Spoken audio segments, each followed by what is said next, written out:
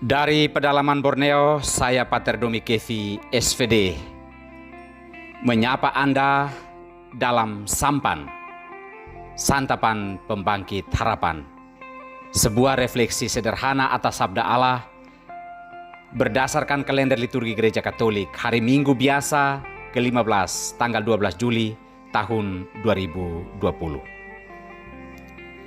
Carilah jalan untuk tetap hidup.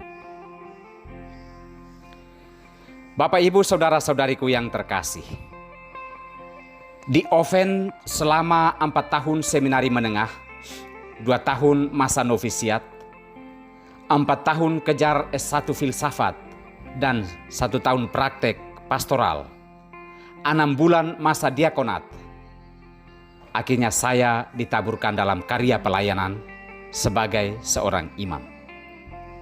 Saya berjuang untuk menerjemahkan semua proses itu dalam konteks yang beraneka ragam tantangannya. Itulah hidup. Kita bagaikan tertabur begitu saja di atas bumi ini.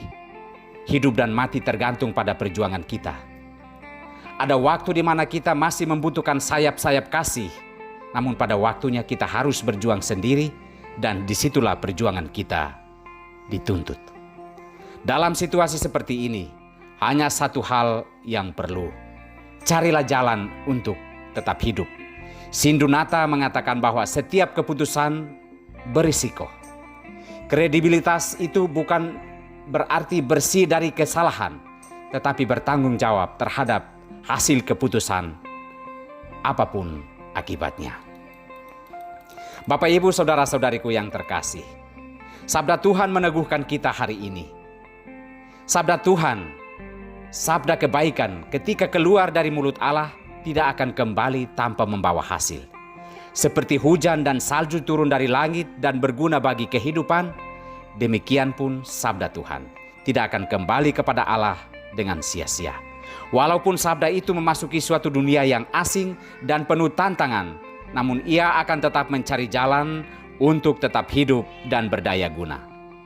Hari ini Tuhan menyadarkan kita akan 2 hal yang melekat sekaligus dalam hidup kita.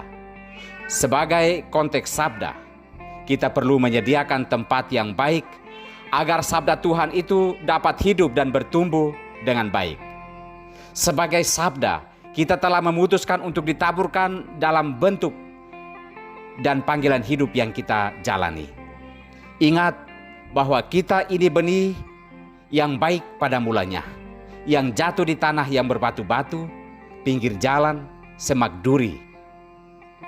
Itu adalah tantangan yang beraneka ragam yang akan kita hadapi. Agar benih-benih baik dalam diri kita itu, dalam panggilan kita, keluarga kita, itu terus bertumbuh, maka carilah jalan untuk tetap hidup, karena hakikat dari sabda itu adalah tidak sia-sia bagi kehidupan. Bapak, Ibu, Saudara-saudariku yang terkasih, tantangan-tantangan yang kita hadapi bisa jadi seperti kata Paulus, membuat kita menderita seperti wanita yang sakit bersalin.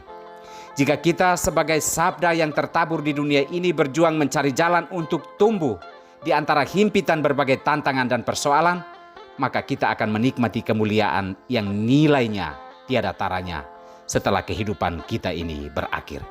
Carilah jalan agar sabda kebenaran dan kehidupan tetap tertabur, hidup dan bertumbuh, serta berarti bagi kemuliaan Allah dan keselamatan sesama. Tuhan memberkati kita semua.